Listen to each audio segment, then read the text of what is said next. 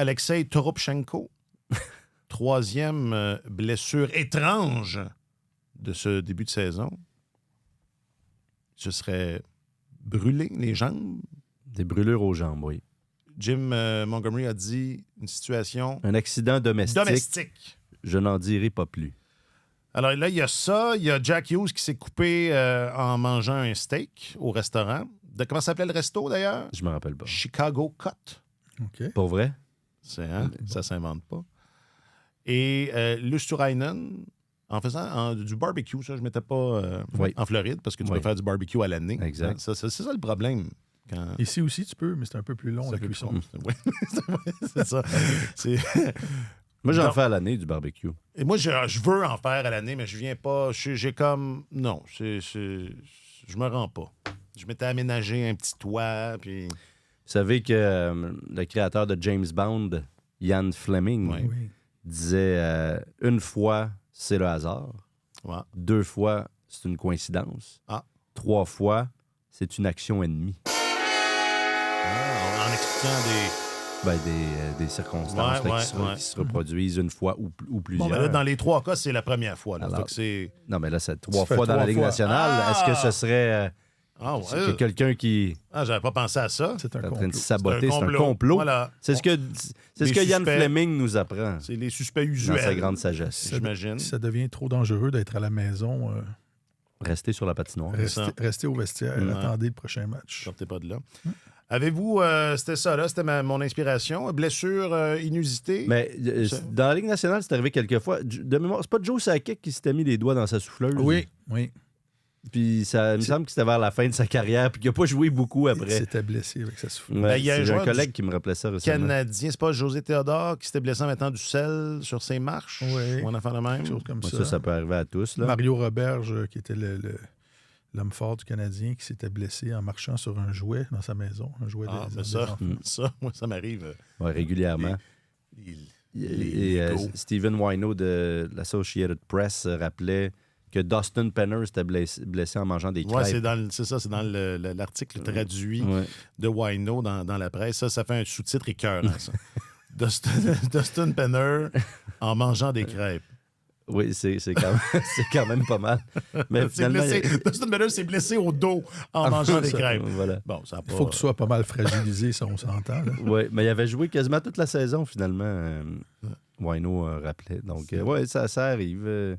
Blessure inusitée, ça peut arriver. Même aux plus grands athlètes. Si nous, on s'est blessé de façon inusitée... Ouais. Moi, j'ai cherché. Mais moi, je suis un peu... je suis dur. Toi, t'es incassable. Je me fais pas mal. Voilà, c'est ça que... Ouais. Incassable. Ça m'est déjà arrivé de déplacer une côte juste en riant. En m'assoyant dans ma voiture. J'ai été comme... En toussant. On a des côtes flottantes qui peuvent se déplacer avec un geste... absolument normal, là, et ça avait duré comme 1 semaine ou 10 jours là, de souffrance épouvantable. Ça fait mal juste à respirer. Mais là, mange pas de crêpes, là, parce que je pense que... Là, si tu manges une crêpe en plus, dans ton auto, tu risques ta vie. On l'a pas revu. On s'en est pas remis. Moi, c'est toujours lié au hockey, mais dans des circonstances inusitées. Mettons, à 7 ans, j'avais roulé sur la balle de tennis. J'avais mis le pied sur la balle de tennis en jouant dehors, là, dans la rue, puis je m'étais fracturé le poignet. Parce que je parti les 4 fers en l'air, puis en atterrissant, j'ai mis ma main, je m'étais fracturé le poignet. J'ai eu aussi une commotion cérébrale parce que le filet m'est tombé sur la tête. Un vrai filet? Oui. Ils sont lourds. Au parc, en fait. Mais c'était des gros filets, là, les barres de métal horizontales qui est vraiment massive, là. Donc, je m'en rappelle pas du tout, mais ce qu'on m'a conté, c'est... Oui, mais là... j'ai été solidement... Une solide commotion. Ce qu'on m'a raconté, c'est que... je sais pas qui allait marquer, je pense que c'était mon oncle, là, qui allait marquer dans le filet désert au parc Saint-Paul, à Annecy, pour ceux qui connaissent. Puis là, j'allais à fond de train pour le rattraper. J'aurais perdu pied, je suis rentré les pieds en premier dans le filet, ce qui aurait fait en sorte que le filet a commencé à se soulever, sans que je le voie. Puis là, je me suis retourné sur le ventre pour me relever. Et pendant que je me relevais, pow! La barre direct sur la noix. Et j'ai complètement perdu conscience. Là, Ça explique tout. Ceci explique cela. Mais en même temps, imagine s'il était à 100%. de tout sang-là. Ça serait pas juste pour il les serait autres. pas assez avec nous, je pense. Ça le ramène juste un petit peu au-dessus de nous. Plutôt que... Exact. Là où on le veut. Là où on le veut. Sinon, on ne l'aurait pas. Il serait... dans une autre stratosphère. Ah bon, d'accord. Faites attention. Non, écoute, là, je devrais pas dire ça. Je vais me casser Moi, je me suis jamais rien fracturé. J'ai jamais eu ça de fracture. Non. J'ai déjà reçu un bout de plafond sur la tête, accoudé à un bar, mais ça compte pas. Le plafond a lâché? Un bout de plafond qui a... Ouais, un genre de c'était pas... mais j'avais une petite cicatrice. Mais c'est pas mal... Puis on m'a offert un verre pour... rétrospectivement, c'était pas la bonne, c'est presque l'équivalent d'être blessé en mangeant une crêpe. Recevoir un plafond, prendre un verre. Voilà. Non, c'est ça, la morale. Soyez prudents. Hein? Le danger est partout. Partout. Évitez le siège conducteur et les crêpes. OK, aujourd'hui. Slavkovski, aigle ou aiglon? J'avais un collègue, quand j'ai commencé, qui m'appelait l'aiglon. Hein, c'est bon. Ouais. Une semaine canadienne et souvenir d'Andrei. C'est tellement hockey, épisode 445.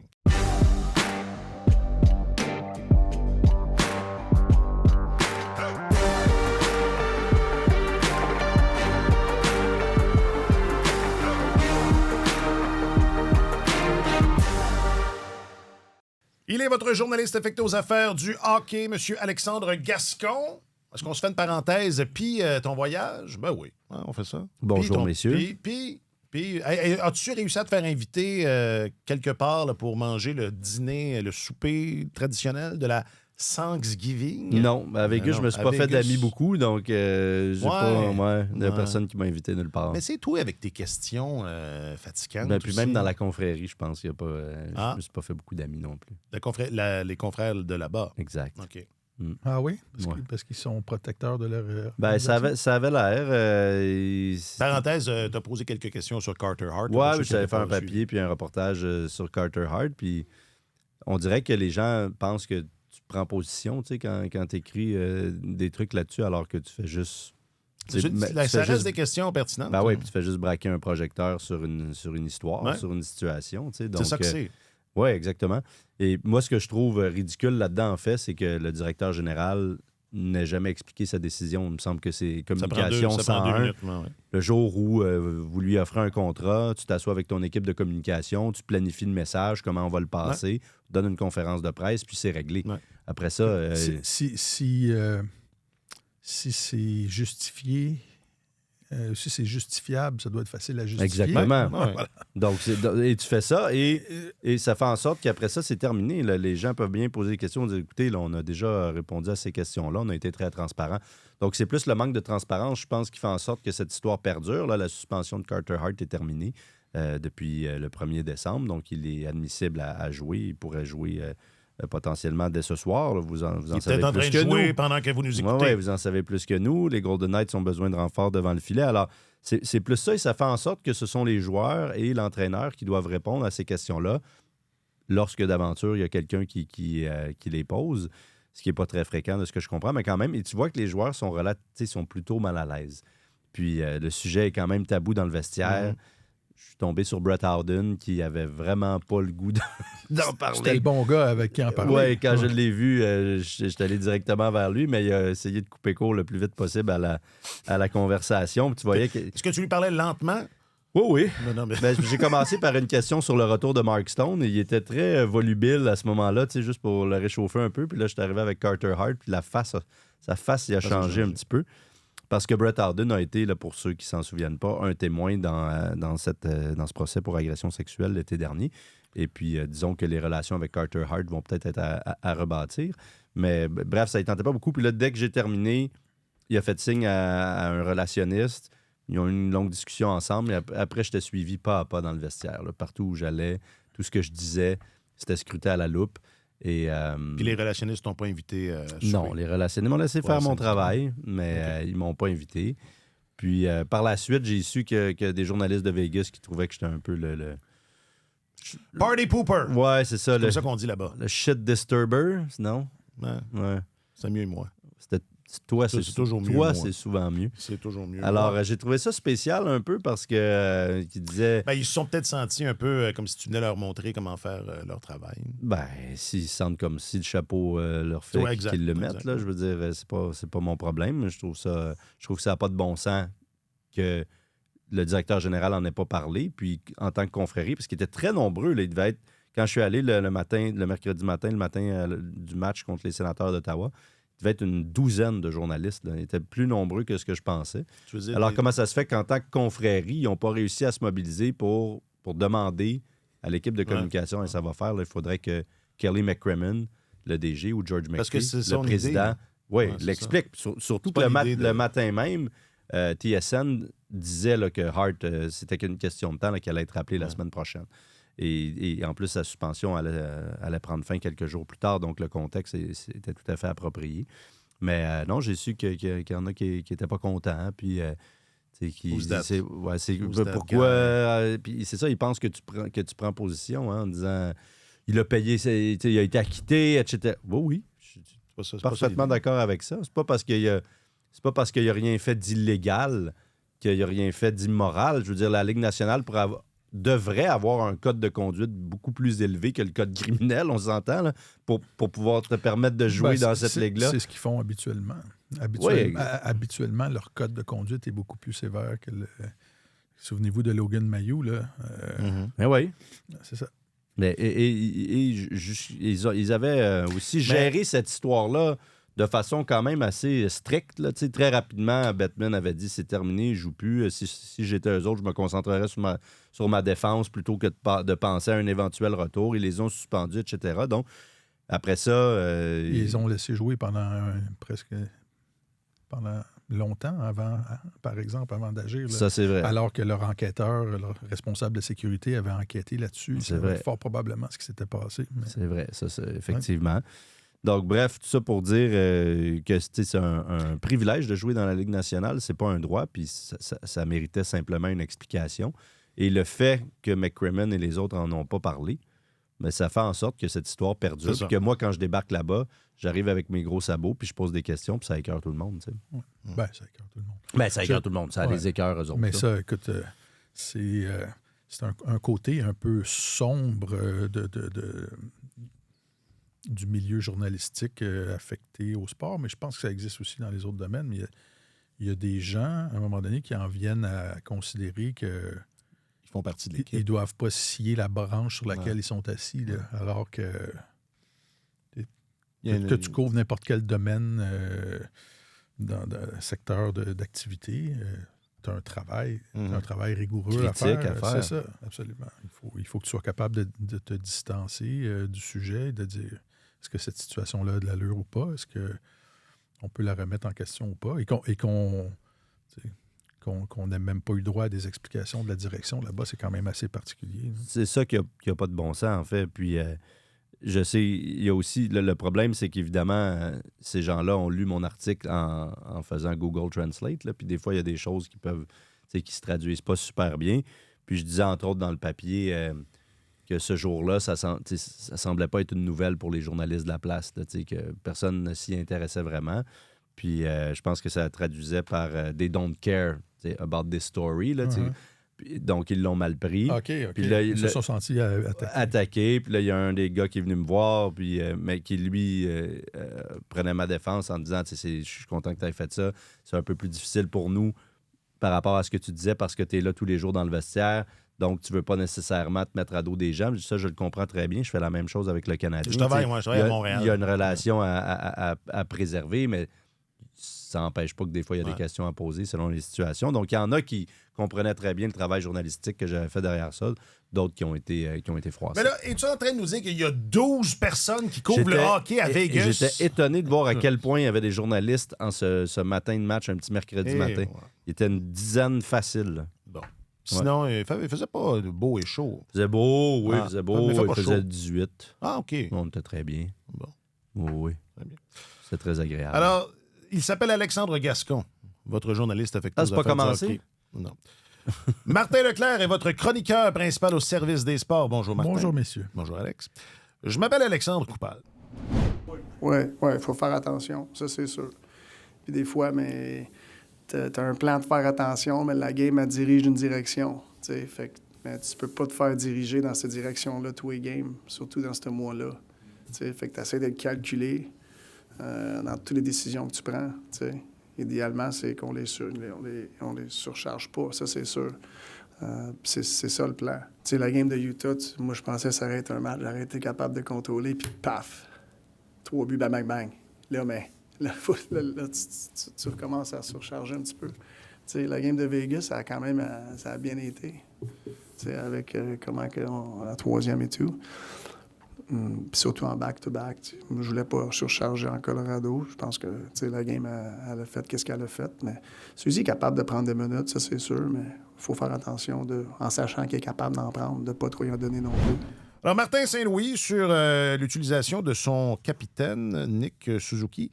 Un Martin Saint-Louis qui fait dans vous l'avez entendu aussi, fait dans j'allais dire autoflagellation, c'est pas ça, mais tu sais, identifier qu'il y avait sa gestion, que sa gestion contre la gestion du match là, contre Colorado aurait pu être différente. Mais c'est toujours intéressant de l'entendre comme ça. Nous parler de son procès. C'est son procès. Son procès. J'écoutais Martin dire c'est un peu de ma faute, c'est un peu de notre stratégie. Je m'excuse, là, mais peu importe la stratégie, le Canadien se serait fait détricoter là, contre l'Avalanche. Je trouvais ça gentil de sa part. Ça enlève un peu de... Exact, je pense que c'est ça le but. Un peu de pression.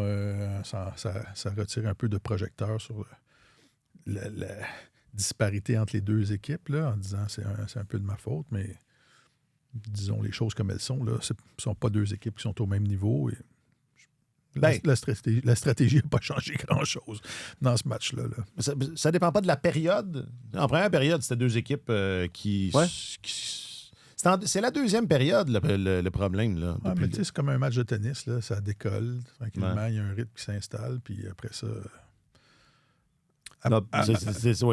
c'est terminé. Il y a quelque chose. Il y a bien des joueurs de tennis, pour reprendre ton allusion, qui sont capables de rivaliser avec Novak Djokovic pendant une manche. Exact. La perdre au bris d'égalité. Puis après ça finit 6-2, 6-1.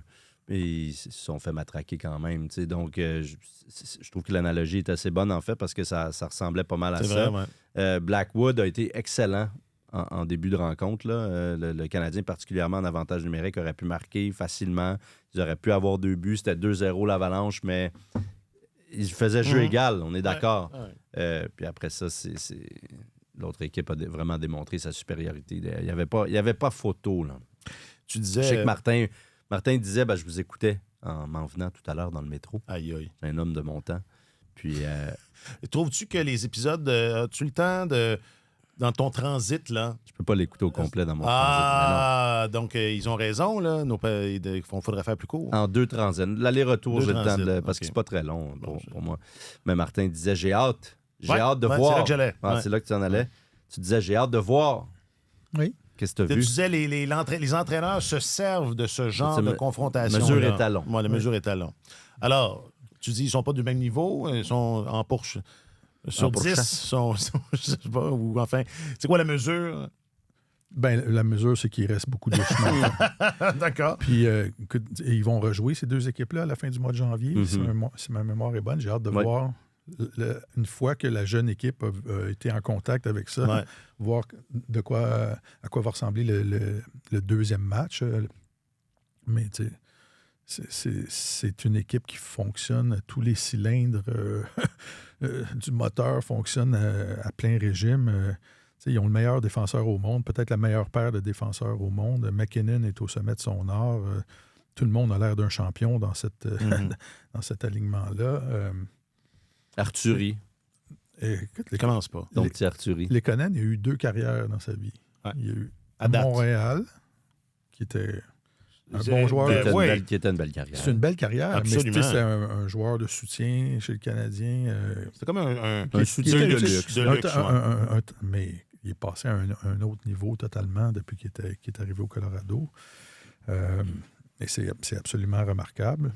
Mais tu sais, quand il a été échangé de mémoire, il avait comme 26 ans. Là. Il n'était pas très vieux, là, Lekonen. Là, il y avait encore de la marge de manœuvre, visiblement. Là. Est-ce que je t'ai interrompu? Tu peux poursuivre. Non, c'est ça. Fait que, tu sais, il y a de ce match-là, mais de façon générale, si tu regardes la façon dont le voyage a fonctionné, là, en possession de rondelles, ça a été extrêmement difficile pour le Canadien dans ce voyage-là. Ça a été la plus grande domination d'une équipe adverse quand ils ont joué contre l'Utah. 65,5 % des tirs, du contrôle des tentatives de tir. 63,3 % à Vegas. Je pense que c'est les deux plus grandes dominations d'une équipe adverse depuis le début de la saison. Même si tu regardes la feuille de pointage, tu te dis c'était 4-1 pour Canadiens.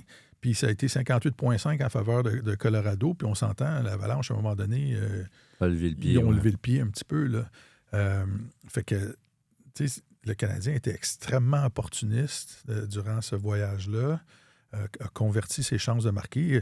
On regarde les tirs, là, tu as 17 tirs en Utah, 19 tirs à Vegas, 23 tirs contre Colorado qui a levé le pied.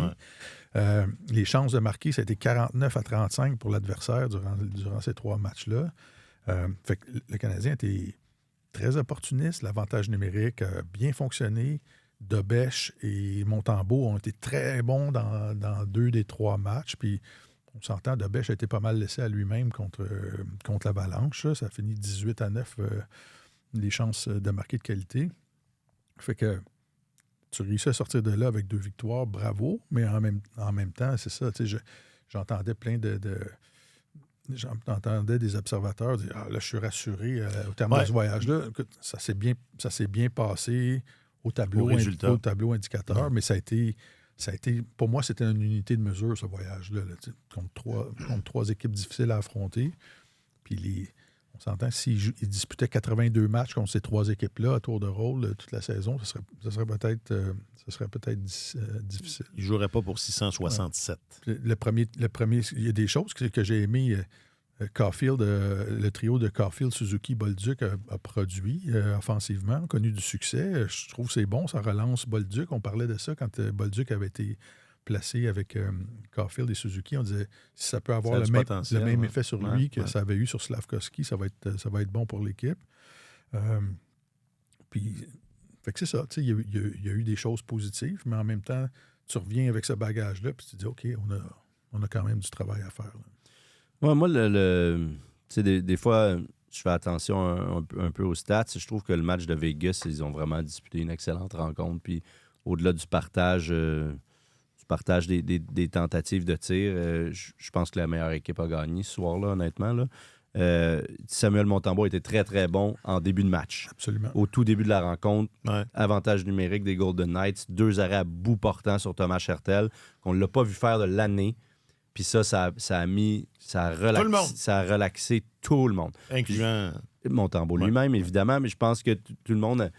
forcément, là, tu le sais, là, c'est humain quand tu joues devant un gardien qui a de la difficulté, qui traverse une mauvaise passe, qui, depuis 2 mois, parce que c'était le cas au camp d'entraînement aussi, offre pas la meilleure version de lui-même, qui accorde très souvent un but très tôt dans le match. Déjà 4 fois cette saison, sur le premier lancé, Montembeault avait cédé. Donc, forcément, là, quand tu commences le match, il y a un peu de nervosité, il y a un peu d'anxiété. Tu ne sais pas quelle version tu vas avoir. Et le fait de le voir, au tout début, il jonglait un peu avec des tirs de routine, mais quand même, sort 2 gros arrêts sur Hertel, un autre sur Jack Eichel, en avantage numérique dans les débuts de match. On dirait que tout le monde a poussé un gros soupir de soulagement. C'est détendu. Le Canadien a beaucoup mieux joué à partir de ce moment-là. Et les chances de marquer étaient à peu près égales, en tout cas selon Natural Stat Trick. Là, c'était très réparti au bout du compte, les chances de marquer de qualité, même si le nombre de tirs et de tentatives de tir était à l'avantage de Vegas. Moi, j'avais 15-14 Vegas. C'est pas mal. Ouais, c'est ça, exact. Et, mais j'ai trouvé que le Canadien en avait eu de meilleurs encore là, parmi toutes celles, parmi ses chances de marquer recensées là. Donc, personnellement, le match contre Vegas, je le trouvais rassurant. Ça a été un effort beaucoup plus complet. Plus égal. Plus égal, c'est ça. Beaucoup moins de fluctuations. C'est vraiment... Parce que ça, depuis le début de l'année, là... Exact. Tu sais, je parlais de la deuxième période, mais c'est pas... C'est ce qui tire le CH vers le bas quand ça va pas bien. Donc, cette constance dans ce match-là, jusqu'à un certain point, était quand même rassurante. J'ai trouvé que c'était une très belle performance contre les Golden Knights. Après ça, contre le Mammoth, ou le Mammouth. Ouais, on dit le Mammouth. Le Mammouth. Contre le Mammouth, t'as toute la bipolarité de cette équipe-là là, en une soirée, encore une fois, de très bons moments, puis du vraiment moins bon. Donc, tout ça, l'un dans l'autre, c'est un voyage loin d'être parfait, mais qui n'a pas déboulé comme ça aurait pu être le cas. J'étais inquiet pour eux, puis ils s'en sont tirés mieux que ce que je pensais. Il y avait une forte possibilité, on se disait avant qu'ils partent, ça se peut qu'ils n'en gagnent pas une durant ce voyage-là, puis ça peut être un pivot important dans la saison, ça peut faire débouler les choses. Fait que de les voir revenir avec 2 victoires, c'est très, très bon, mais ça. Écoute, moi, tu sais, je déblatère pas contre l'équipe. C'est l'équipe la plus jeune de la Ligue nationale, mais écoute, si tu regardes les chiffres, il n'y a pas à bomber le torse avec ça non plus. Ou du moins... Ça a été dur, on s'est battu, on a été dans les tranchées, on a gagné 2 matchs, mais il y a du travail. C'est-à-dire qu'il y a matière à remettre certaines choses en perspective. Pour les tirs, ça, je pense que c'est une constante aussi. Depuis le début de l'année, c'est vraiment pas une équipe qui tire beaucoup. C'est ça, de gagner, d'aller battre Vegas, 4-1, en tirant seulement 19 fois. Il y a quelque chose là, à l'œil, qui est comme bizarre un peu. Est-ce que pour les statistiques de possession, c'est la même chose aussi? Parce qu'il me semble que souvent, ça arrive souvent, ou enfin, c'est rare que le Canadien a l'avantage sur la possession de rondelles. Saison, ça arrivait quand même souvent. Mais comme récemment, là, parce que Martin, tu fais souvent tu le décortiques dans tes notes. Là, il y a souvent juste un trio qui a l'avantage quand il y en a un. Là, mais ça n'arrive pas là, qui sont nombreux à avoir l'avantage. La dernière fois, c'est contre les Blue Jackets. Le Canadien, dans la Ligue nationale, est 24e en possession. En contrôle des tentatives de tir là, ou en possession. Les chances de marquer en début de saison, là, le Canadien, un match sur 6 était devancé par l'autre équipe en termes de chances de marquer. Là. Donc, c'était 5 fois sur 6 où le Canadien faisait soit lutte égale ou devançait l'autre équipe. Puis c'était un gros changement avec l'année dernière. Là, plus la tendance avance, plus l'autre équipe obtient plus de chances de marquer que le Canadien. En possession de rondelles, c'est pas mal la même chose depuis le début de la saison. Là. C'est souvent l'équipe adverse qui a le dessus. Puis là, on voit, il y avait toujours le trio de Slafkovský, Caulfield et Suzuki qui performaient mieux que les trios adverses. Là, depuis que les trios ont changé, tout le monde est un petit peu en dessous de la ligne de flottaison. Puis il y en a qui ont vraiment de la difficulté. Là, Slafkovský, Kapanen, Demidov, en Utah, ça a été 18 40 à Vegas, 33 au Colorado. Florian Jacquet avec Evans puis Anderson, ça a été 18 à Vegas, 40 au Colorado. Fait que c'est un peu comme ça. Texier avec Evans puis Anderson, 27 à Vegas, 45 au Colorado. Fait que il y avait un trio vraiment qui gardait la tête hors de l'eau. Puis là, parce qu'on a défait les choses, mais dans le but qu'à terme, ce soit plus équilibré. C'est ça. C'est l'objectif. C'est juste que c'est négatif, mais c'est plus équilibré. Non, mais éventuellement, on peut croire que Bolduc, avec Suzuki et Caulfield, pourrait peut-être aspirer à ce que ce trio-là soit aussi dominant qu'avec Slafkovský. Là. Mais c'est ça, tu regardes le trio de Kapanen... génère des chances de marquer quand même s'ils sont dominés, mais tu regardes statistiquement, là, je suis tombé sur une statistique intéressante ce matin. Là. En possession de rondelles, depuis le début de la saison, Demidov et Kapanen sont 664e et 675e sur 709 joueurs. Depuis le début et sont les deux dans le top 5 des meilleurs... Et quand Slafkovský a été jumelé à eux, c'était le meilleur joueur du Canadien en possession de rondelles. Il était légèrement au-dessus de Suzuki et Caulfield parce qu'ils ne sont pas toujours ensemble exactement au même moment sur la patinoire. Et depuis que Slafkovský est avec eux, son taux de possession est tombé à 36,4 juste avec eux? Quand il est avec pas eux. Au total, OK. Juste avec eux. Mais Mais imagine quand ils vont avoir la rondelle. Oui, mais quand ils l'ont, ils sont capables de marquer, par exemple. Ben, c'est ça. C'est le talent. Puis, évidemment, là, sur des grands échantillons comme ça, là, on dégage des tendances, c'est sûr. Des fois, il faut quand même faire attention avec la position de rondelle. Contre Dallas, mettons, je pense que le Canadien est quasiment à 60 %. Ils se sont fait... c'était un match où ils ont eu des chances de marquer, puis ça n'aurait pas dû finir 7-0 peut-être, là, mais il y a aussi l'effet du score là, qui entre en ligne de compte à ce moment-là, où Dallas menait tellement...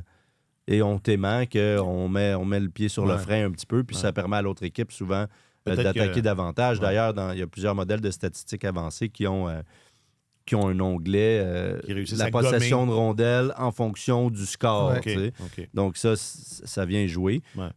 Une des stats qui est pour moi généralement la plus révélatrice, c'est les buts attendus, le pourcentage de buts attendus.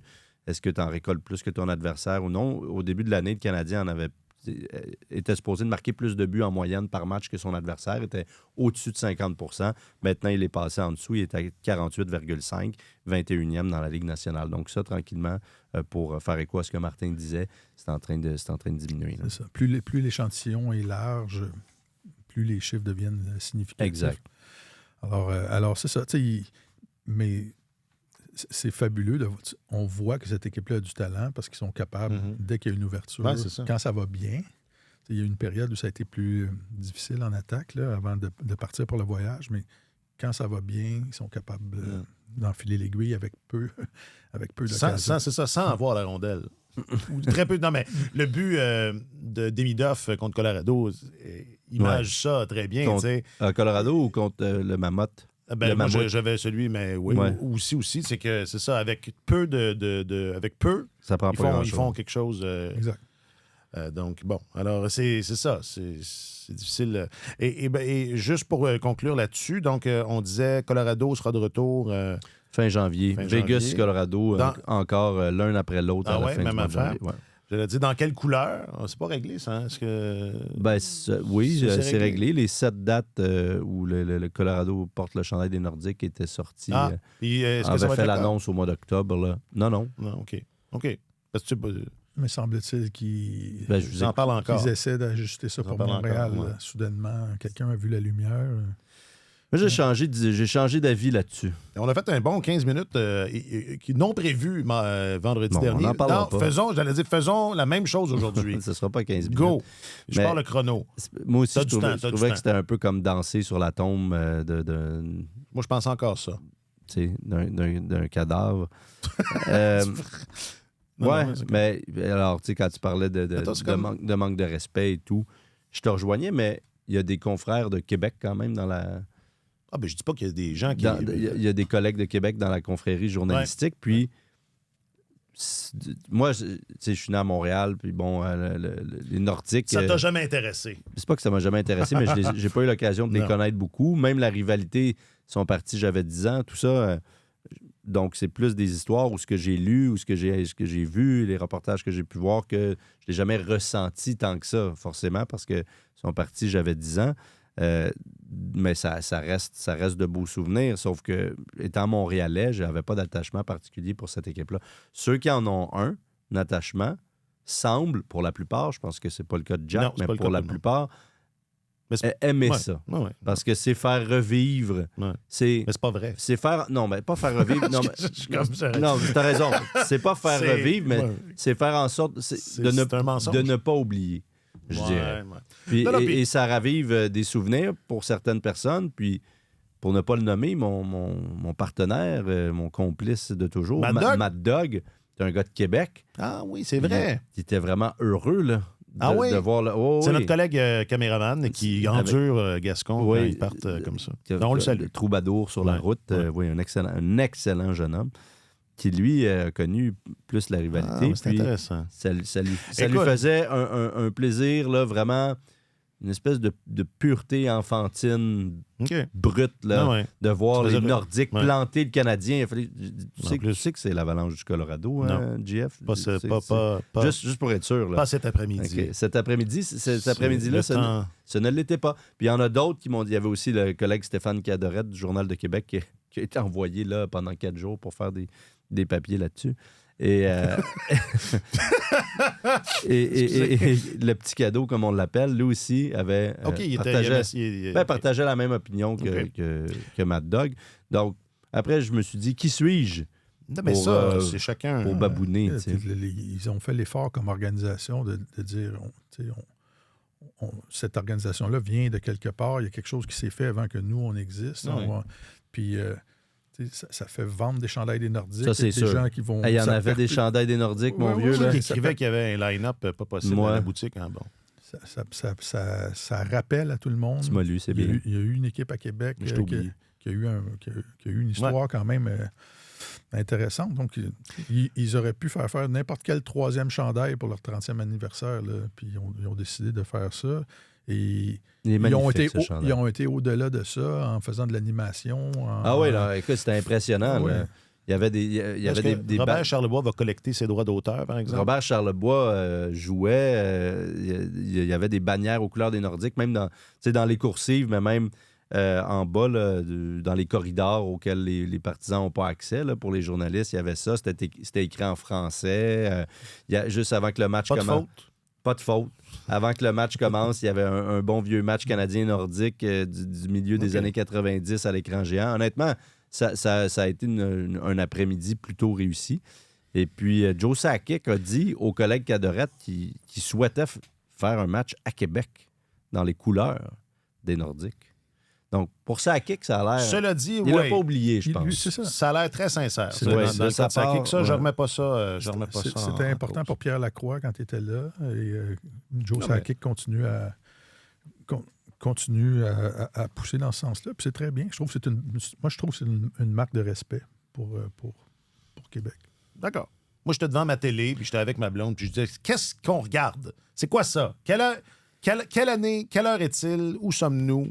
Je trouve que c'est ça. Mais ça, c'est Et même Martin McGuire à la radio, quand l'Avalanche comptait, c'était le but des Nordiques, là. Ils avaient fait le logo. McGuire me contait qu'ils avaient fait un sondage parmi leurs auditeurs, à savoir comment ils voulaient que ce match-là soit décrit, en faisant référence à l'Avalanche aux Nordiques. Et l'option Nordique l'a emporté largement, apparemment. Donc, ça semble plaire à pas mal de monde. Okay. Pourtant, si quelqu'un aime ça, vivre dans une fantaisie autour de la table, c'est moi. Oui, c'est vrai que tu es très nostalgique et tout. C'est peut-être le contre... Mais en même temps, tu es aussi bougonneux. Donc, c'est ça. J'aime ça. C'est ça. Party pooper. Regarde, qui se ressemble, ça semble. Ouais, écoute, je pense que ce qui m'aide, c'est la langue. Je pense que le français, ça aide beaucoup. Je parle aussi anglais, mais juste parler sa langue, ça permet les choses plus faciles dans le vestiaire puis en dehors. Donc l'intégration se fait automatiquement plus rapide. Ben oui, le petit nouveau. Ça parle français dans le vestiaire du Canadien? C'est ce qu'on un peu, des fois. Ouais. Des fois. Non, mais je suis content de savoir qu'il n'y avait pas de faute dans les bannières en français au Colorado. Cela dit, et c'est là que c'était une autre parenthèse sur le fleur-de-lysée. À la fin janvier, n'y avait-il pas des facteurs atténuants aussi concernant cet affrontement-là? Le fait que c'était 2 matchs en 23 heures au bout d'un long voyage. Mais l'Avalanche jouait la veille au Minnesota. Oui, mais là, dans les Rocheuses, il y a moins d'oxygène. Ça, c'est vrai. C'est vrai, ça? Ben, ça a un impact, oui. Je montais les marches, là, où je me suis dit, c'est peut-être juste parce que faut que je fasse quelque chose avec ça, mais j'ai monté comme 4-5 étages, puis normalement, c'est assez rapidement, puis bon, pas de problème. Puis là, je suis arrivé en haut, puis j'ai fait comme, je manquais de souffle un petit peu. Ben, il y avait une bonbonne, t'as pas remarqué, il y a une bonbonne avec un masque. Okay. Je suis déjà allé faire courir au gym de l'hôtel à Denver sur le tapis roulant, puis ça a un petit impact. Je m'étais aperçu très rapidement que... J'ai l'impression que tu passes quelques jours là, puis tu t'acclimates, puis il n'y a pas de problème. Là, mais quand tu fais juste débarquer, ce qui était le cas, on arrivait de Vegas la veille, tard le soir, donc à peine 24 heures, je le ressentais. Donc, c'est ça, on verra fin janvier, on reprendra la mesure, puis on verra bien. Grosse semaine, sinon une semaine canadienne. Absolument, soirée canadienne, semaine canadienne. Ça va être bon. Je suis fatiguant avec ça, mais si c'est vrai que, d'affronter la meilleure équipe de la Ligue, il y a matière à mesurer le chemin parcouru. Mais Ottawa, moi, ça reste mon baromètre préféré. Okay. Parce que, déjà, il existe une vraie rivalité entre les deux. Ce sont des équipes qui sont sensiblement au même niveau en termes de leur épanouissement. Mm-hmm. Donc, ça aussi, ça risque d'être très, pas révélateur, mais que ça risque de nous donner une bonne idée là, d'où est-ce qu'on est après un quart de la saison. Oui, effectivement. Question du public, réseaux sociaux. Question du public, réseaux sociaux. On est allé à l'extérieur un peu pour cette question du public. Parce que là, c'est ça. Il y a un quart de la saison de jouer. Là. On approche du tiers. Là, oui, on a dépassé. C'est ça. Forcément, il y en a un quart de jouer si on approche du tiers. Donc, on a demandé à ceux et celles qui suivent les réseaux sociaux de Radio-Canada Sport et le TikTok officiel de Tellement Hockey. Selon vous, quelle est la prochaine grande puissance en devenir, mais pas le Canadien? Évidemment, il y a des gens qui ont répondu le Canadien, malgré... Les gens qui lisent pas les consignes. Non, je pense que c'est parce qu'ils y croient tellement. Moi, je trouvais que la question tenait pour acquis que le Canadien allait être une grande puissance. C'est peut-être ça. C'est peut-être ça. C'est le Coupal qui l'a rédigé aussi. Ouais. Mais le Canadien va être bon. Le Canadien va être... Est-ce qu'ils vont être une puissance? C'est l'objectif, en tout cas. Oui. C'est l'objectif de Kent Hughes. Il reste du travail à faire pour qu'il devienne une puissance. Mais ça va se faire... non, c'est pas juste de maturer. Est-ce que ce n'est qu'organique? Je pense qu'il manque encore peut-être un petit peu quelques éléments. Lesquels? Pense-y. Il y en a des traits... Je pourrais t'en nommer un rapidement. Là. Ben, ça va, c'est très bon, ce deuxième trio-là. Ça n'a pas besoin d'un... Ça prend un autre joueur de centre. Peu importe le numéro, là, ça prend un autre joueur de centre. Bon. Donc, sur le book, Sylvain dit « Toute une défense à Anaheim. Luneau et Warren sont prêts à remplacer Trouba et Gudas lorsque la direction le voudra bien. Pierre, les Ducks redeviendront mighty dans un futur proche. Mm-hmm. Jean-Marc, toujours sur le book, Anaheim, San Jose et Chicago devraient être des puissances sous peu. Sur le tube, Phil, les Ducks, plusieurs très bonnes recrues. Cédric, les Ducks sont ciblés au cours des prochaines années. Popocause, c'est mon meilleur. San Jose, avec Celebrini. Sur le TOC, je dirais les Ducks d'Anaheim, suivis de près par les Sharks. Ça, c'est Max. Les Ducks et les Sharks, heureusement, deux clubs dans l'Ouest, dit Pale Ale Master. Pale Ale Master. Ouais. Un brasseur, probablement. En tout cas, mieux d'être bonne parce que c'est autoproclamé. Et sur le Gram, Lily. Ottawa a bien commencé avec Brady Tkachuk. Tim Stützle et l'ajout de Dylan Cousins. Et ça, on va finir là-dessus. Donc, Ottawa, mais c'est ça. Donc, beaucoup d'Anaheim et de San Jose. Oui, absolument. Un peu de Chicago. Mais oui, ça paraît évident. Non, mais c'est surtout ça. Et ce qui m'a inspiré la question, c'est de voir que les Ducks, ça ne s'effondrera pas. Ouais. C'est quand même assez impressionnant.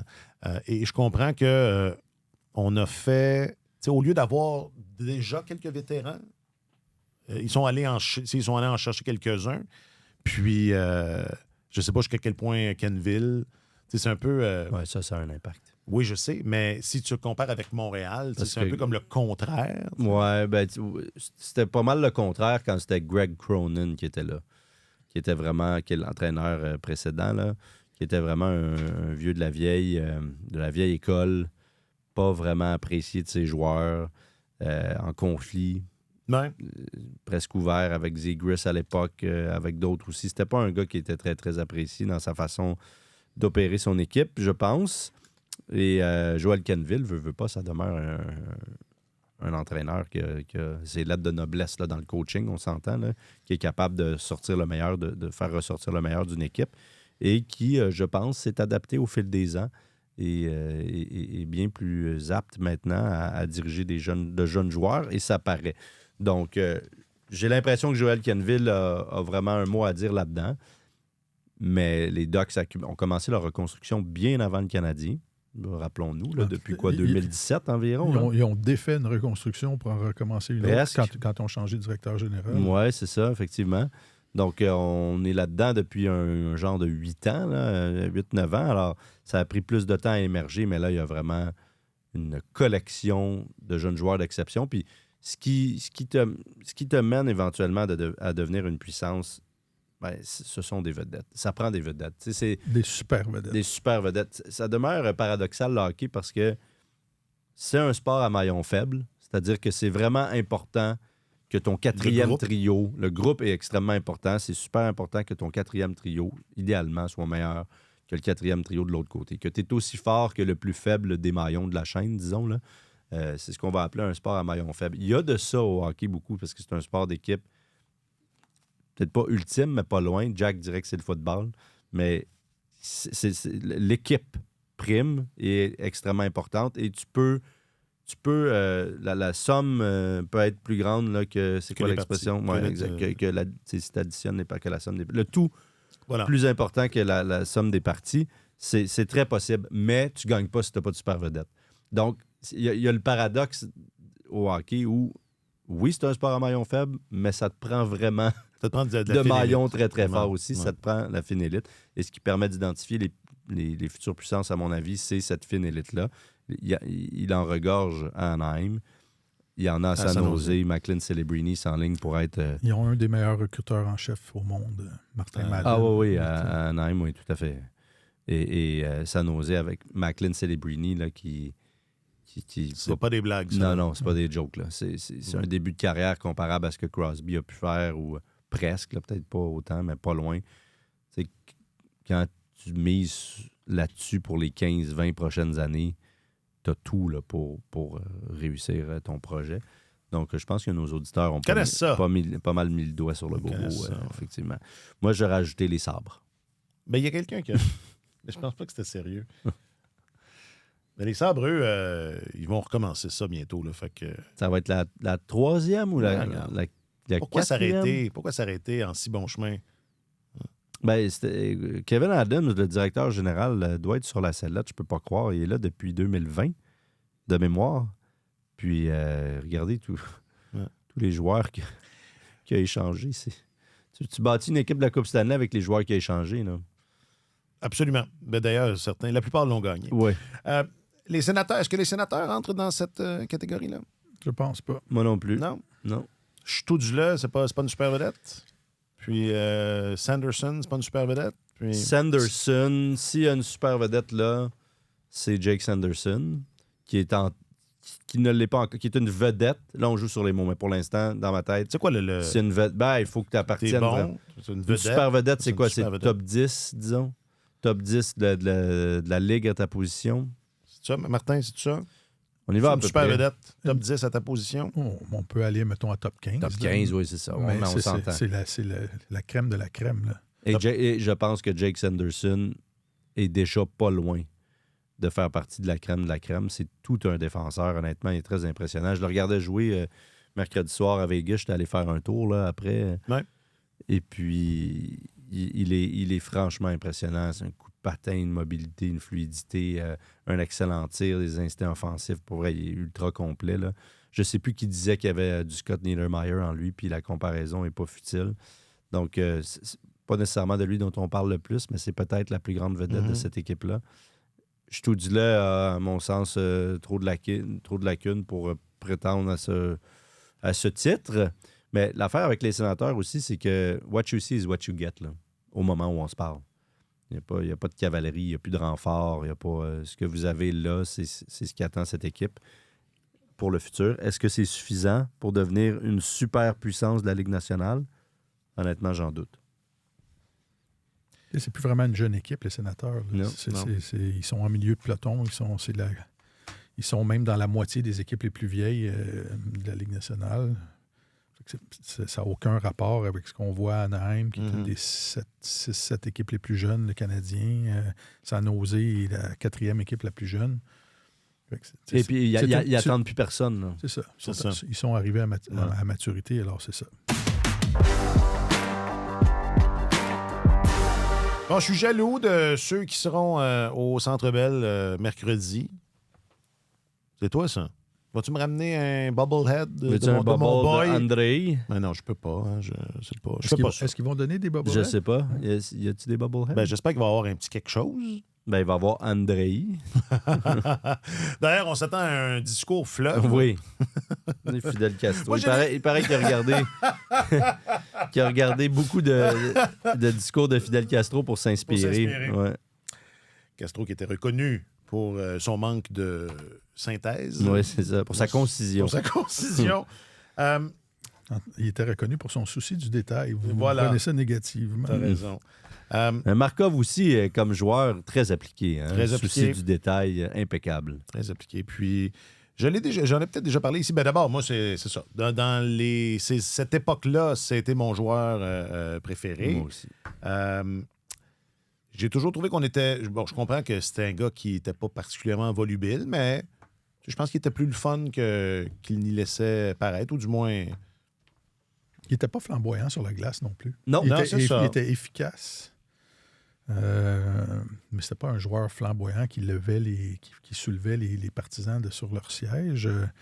Mais il a été très efficace. Tu sais, premièrement, deuxième plus haut total de matchs disputés pour un défenseur dans l'histoire du Canadien, derrière Larry Robinson, ce qui est quand même pas rien. Deuxième total de points, je pense, à égalité avec Guy Lapointe. Exactement, 572 points derrière Larry.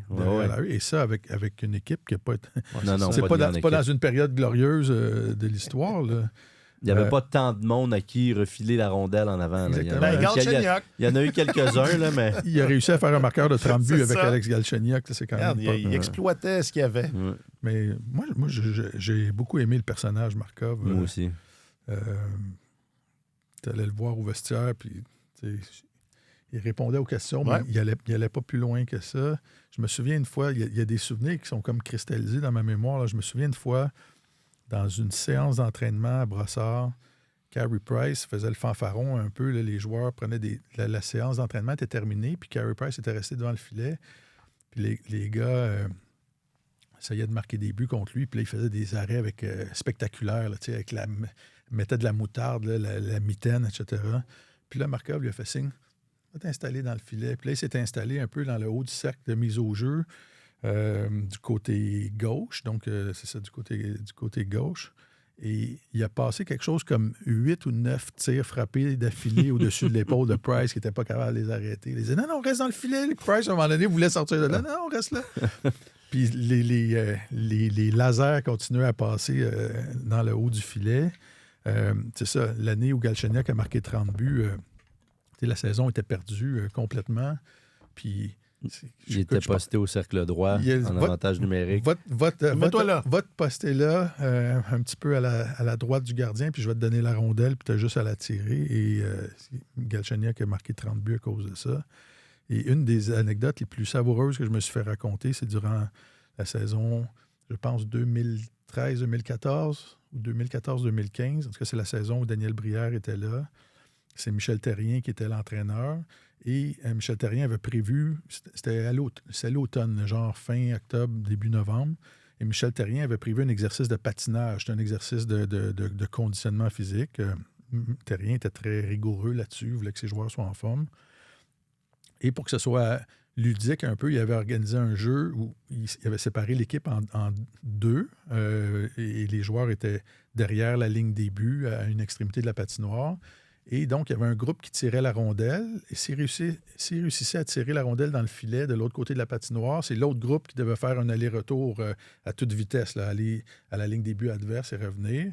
Fait que, tu sais, si le jeu s'étire comme ça et que l'autre équipe continue de mettre la rondelle devant le filet, tu patines beaucoup plus que l'autre groupe. Et Michel Therrien avait dit, s'il y en a un d'entre vous qui réussit à toucher la barre horizontale de l'autre côté, les entraîneurs vont faire 5 longueurs. Et là, quand ça a été De mémoire, Markov a été le premier à s'élancer. Et ils ont donné... Je ne sais pas si Markov avait été le premier. Non, ça il me semble que c'est comme ça qu'on me l'avait compté. Mais ouais. Et Markov s'est installé. Puis c'est David Desharnais qui m'a raconté ça, qui disait... Lui, il visait définitivement pas le filet. Il disait, moi, je vise la barre horizontale. Il avait pris un tir frappé. Et là, la rondelle était partie un peu virevoltant. Elle semblait se diriger à côté du filet, puis elle avait courbé, puis elle était tombée directement sur la barre horizontale. Et les gars aimaient... Tu sais, Michel était plus ou moins populaire auprès de ses joueurs, là. Et Markov avait lancé ses gants dans les airs comme s'il avait gagné la Coupe Stanley. Et tous les joueurs avaient sauté dessus parce qu'il était content qu'il fasse patiner l'entraîneur. Il va peut-être en parler dans son discours, dans ses plus beaux moments chez le Canadien. Alors, vous souvenez-vous la fois? Mais je trouvais ça très drôle comme anecdote. Alors, il avait fait patiner Michel Therrien et c'est ça, les gars ont eu peur que Michel Therrien meure sur la patinoire parce que c'était un fumeur, Michel Therrien. C'était un gros fumeur et à la fin, là, ils se sont dit, mon Dieu, il est peut-être pas. Ouais, Jean-Jacques Daigneault l'a soutenu, je pense, pour finir sa. Exactement. Fait que c'est une belle anecdote. C'est drôle, c'est ça. C'était c'est un des deux souvenirs que j'ai de Markov, c'est ça. Puis l'autre, c'était. Mais je voulais compter, je pense, plutôt cette saison, c'est quand Vincent Lecavalier racontait au match des étoiles. Là. C'est le match des étoiles 2009 à Montréal. Ouais.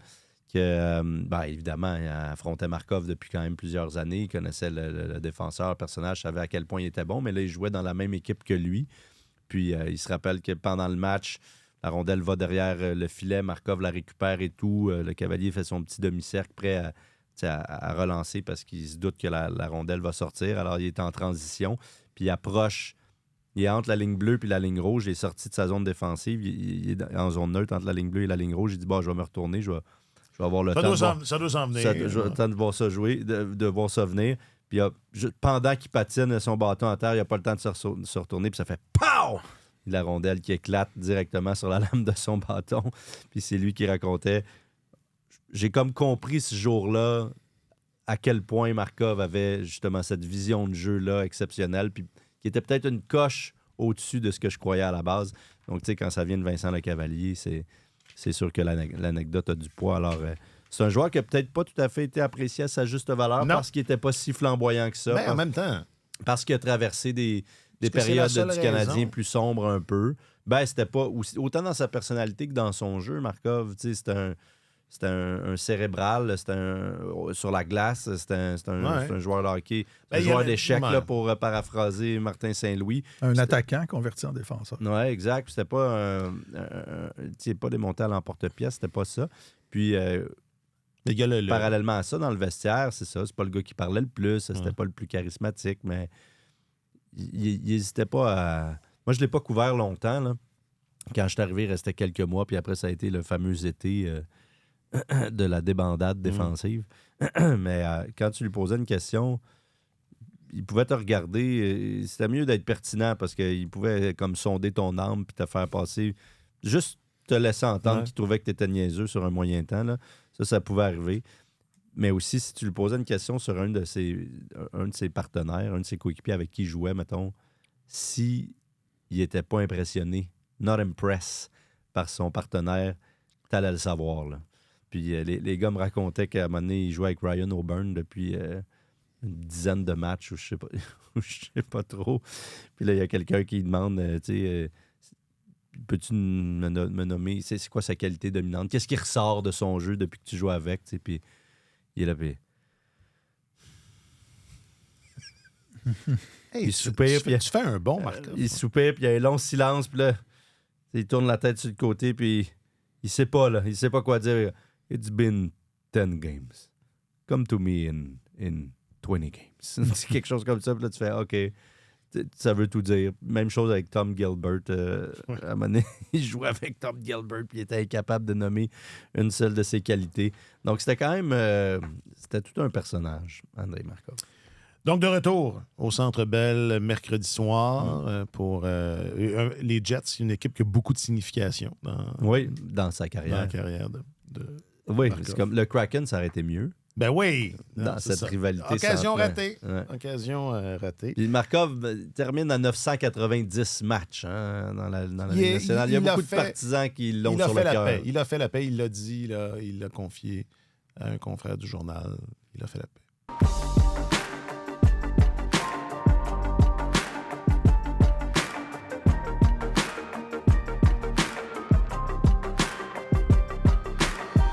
Grosse semaine.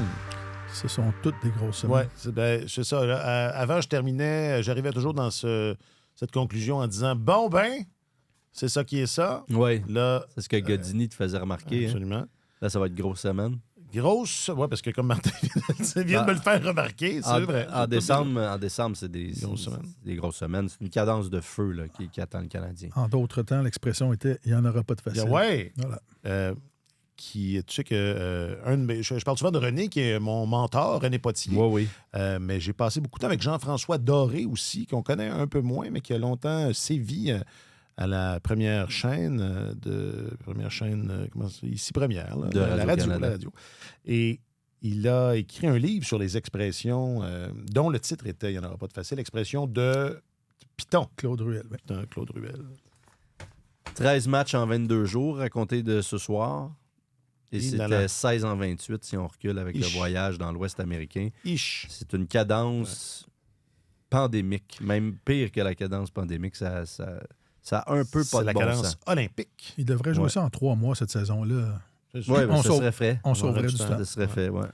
Et puis comme on disait, là, pour conscience écologique, tu arrives à Denver, tu joues tous tes matchs dans le week-end contre l'Avalanche, tu repars. Mais il y en a juste un match par année. C'est ça. Il y a des équipes avec qui ça ne marche pas, mais mettons, dans la région de New York, mettons. Là. Tu passes 2 semaines dans la région de New York, tu joues 2 fois contre les Islanders, 2 fois contre les Rangers, 2 fois contre les Devils. Bing, bang, ciao, bye. C'est réglé. Okay.